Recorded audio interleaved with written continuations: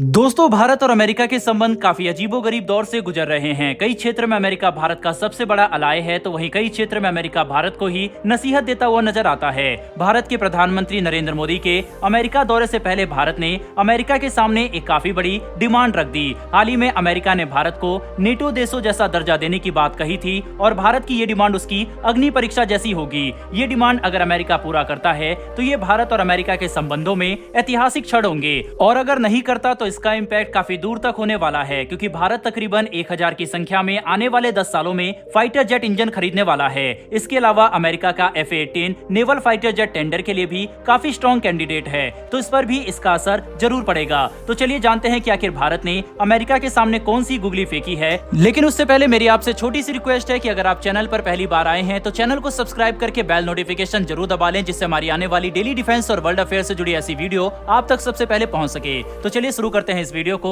जैसा कि दोस्तों आप द हिंदू का आर्टिकल अपनी स्क्रीन पर देख सकते हैं, जिसमें लिखा हुआ है कि भारत ने अमेरिका से उसकी न्यूक्लियर टेक्नोलॉजी का अनफेटर्ड एक्सेस मांगा है। अनफेटर्ड एक्सेस का मतलब है कि अमेरिका द्वारा उसे जो टेक्निक भारत को दी जाएगी उसमें अमेरिका किसी भी तरीके का हस्तक्षेप नहीं करेगा। भारत जैसे चाहे उस तकनीक का इस्तेमाल कर सकता है। इसकी मदद से भारत अपने देश में स्मॉल मॉडल रिएक्टर को बना सकेगा और इसका एक्सपोर्ट दूसरे देशों को करके इससे पैसे भी कमाएगा। दोस्तों, इस बात को ऑफिशियली भारत ने कहा है ताकि इस डिमांड पर अमेरिका जैसा भी रिएक्शन दे वो तुरंत पब्लिक डोमेन में आ जाए। लेकिन अचानक से भारत ने अमेरिका के आगे इस तरह की डिमांड क्यों रखी है, वो भी इतने सीधे और सटीक तरीके से? इसका जवाब 2022 में भारत के प्रधानमंत्री नरेंद्र मोदी के दिए गए एक स्टेटमेंट में है। स्क्रीन पर आप energyworld.com का एक आर्टिकल देख सकते हैं, जिसमें ये लिखा हुआ है कि भारत का एम्बिशन है कि 2070 तक जीरो एमिशन प्रोड्यूस करना है, यानी ग्रीन हाउस गैसेज जो भारत रिलीज करता है उसको वह जीरो कर देगा। लेकिन अपने इस टारगेट को पूरा करने के लिए भारत को $10 ट्रिलियन का इन्वेस्टमेंट चाहिए होगा। इस इन्वेस्टमेंट का इस्तेमाल भारत अपने न्यूक्लियर सेक्टर को भी और ज्यादा बढ़ाने में और उसे स्ट्रॉन्ग बनाने में करेगा। अगर वर्ल्ड लेवल पर देखा जाए तो भारत की पोजीशन दुनिया के कई छोटे छोटे देशों से भी नीचे है। स्वीडन, जिसकी आबादी सिर्फ 1 करोड़ है,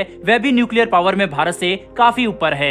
ऐसे में अपने कार्बन एमिशन को कम करने के लिए भारत को ज्यादा से ज्यादा न्यूक्लियर एनर्जी की तरफ रुख करना होगा। लेकिन जो ट्रेडिशनल न्यूक्लियर पावर प्लांट होते हैं उसकी न्यूक्लियर एनर्जी को यूज करने में बहुत लंबा वक्त लगता है। न्यूक्लियर पावर प्लांट को डेवलप करने के लिए 6 से 12 सालों का लंबा समय तो लगता ही है, लेकिन इसी के साथ साथ जिस इलाके में उसे बनाया जाता है वहां की एक बहुत बड़ी जमीन को इस्तेमाल में लेना पड़ता है, जिस वजह से आसपास के इलाके में रहने वाले लोग भारी विरोध करते हैं। इसीलिए अब Bharat traditional nuclear power plant करने की बजाय स्मॉल मॉड्यूलर रिएक्टर्स यानी SMR टेक्नोलॉजी को विकसित करना चाहता है। और अभी तक पूरी दुनिया में अमेरिका ही ऐसा देश है जिसने अपनी SMR टेक्नोलॉजी को अप्रूव कर लिया है और पूरी तरीके से इसके जरिए एनर्जी को डेवलप कर रहा है। वहीं पर इन स्मॉल मॉड्यूलर रिएक्टर को डेवलप करने में 5 से 6 सालों का वक्त लगता है और कंपैरेटिवली इस प्लांट से ज्यादा एनर्जी भी रिलीज की जा सकती है। वहीं पर अगर इसे एनवायरनमेंट के नजरिए से देखा जाए तो इससे एनवायरनमेंट को भी नुकसान नहीं पहुंचता। भारत अब उन सभी हार्मफुल कार्बन एमिशन को रिड्यूस करना चाहता है जिससे हमारे एनवायरनमेंट में हानिकारक गैसेज रिलीज हो रही है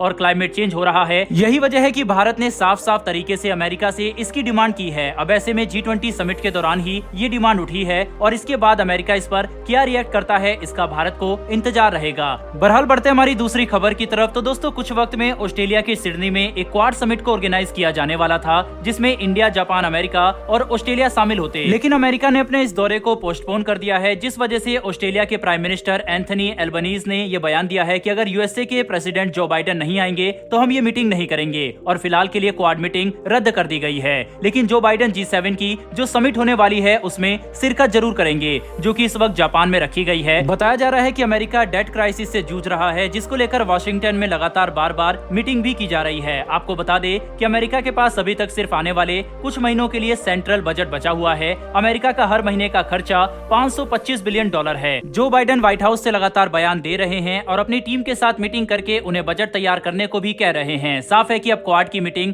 तब तक नहीं होगी जब तक अमेरिका नहीं आता। लेकिन आपको बता दें कि इससे भारत को कुछ खास फर्क नहीं पड़ने वाला, क्योंकि ऑलरेडी भारत का अमेरिका दौरा फिक्स है। भारत अमेरिका से बातचीत करने के लिए जाने ही वाला है और साथ ही साथ ऑस्ट्रेलिया के प्राइम मिनिस्टर भी भारत का दौरा कर चुके हैं और जो G7 समिट होने वाली है उसमें आने के लिए भारत को इन्विटेशन भी मिल चुका है, जो कि जापान में होगी। यानी कि भारत के प्रधानमंत्री ऑलरेडी तीनों देशों के प्रधानमंत्रियों और राष्ट्रपति से बातचीत कर चुके होंगे। हालांकि ये भी उम्मीद जताई जा रही है कि G7 समिट के साइडलाइन में इस क्वाड मीटिंग को ऑर्गेनाइज किया जा सकता है। बहरहाल दोस्तों, इस वीडियो में इतना ही। फिर मिलेंगे डिफेंस और वर्ल्ड अफेयर से जुड़ी ऐसी एक नई वीडियो के साथ। धन्यवाद। जय हिंद।